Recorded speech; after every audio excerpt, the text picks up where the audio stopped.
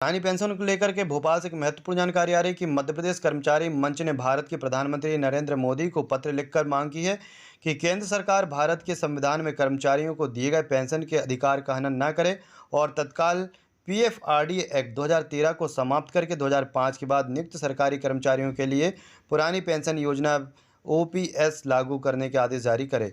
इसी मांग का एक पत्र मध्य प्रदेश के मुख्यमंत्री शिवराज सिंह चौहान को भी सौंपा गया है। मध्य प्रदेश कर्मचारी मंच के प्रांत अध्यक्ष अशोक पांडे ने बताया कि भारत के संविधान के अनुच्छेद 19(1) में स्पष्ट उल्लेख है कि सरकारी कर्मचारी का पेंशन प्राप्त करने का अधिकार उसकी संपत्ति है।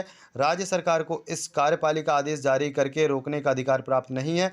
पेंशन दान नहीं है जो सरकार की मर्जी और प्रसाद पर संदेह हो।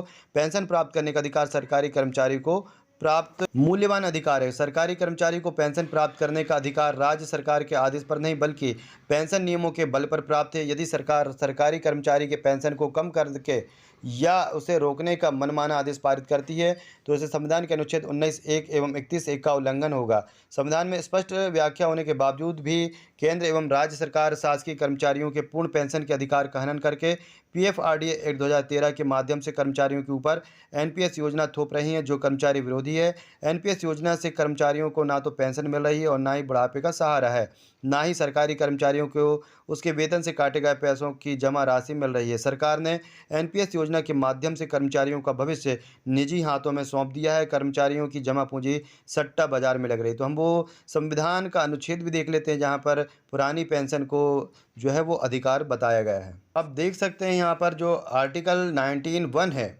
यहाँ पर जो अनुच्छेद 19(1) है, यहाँ पर लिखा है कि आश्रय का अधिकार एक मौलिक अधिकार होता है जो संविधान के अनुच्छेद 19(1) इंज्ञा तथा अनुच्छेद 21 के अंतर्गत क्रमशः आवास तथा जीवन के अधिकार के उद्भव होता है।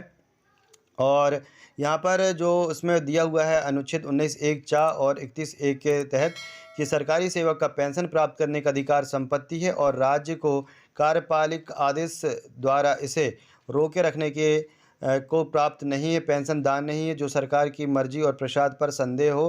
पेंशन पाने का अधिकार सरकारी सेवक को प्राप्त एक मूल्यवान अधिकार है। सरकारी सेवक को पेंशन पाने का अधिकार राज्य के आदेश पर नहीं बल्कि पेंशन नियमों के बल पर प्राप्त है। यदि सरकार पेंशन जो कम करने का या रोके रखने का मनमाना आदेश पारित करती है तो उसे संविधान के अनुच्छेद 19(1) चा और 31(1) द्वारा प्रत्यभूत संपत्ति संबंधी अधिकारों का उल्लंघन होता है।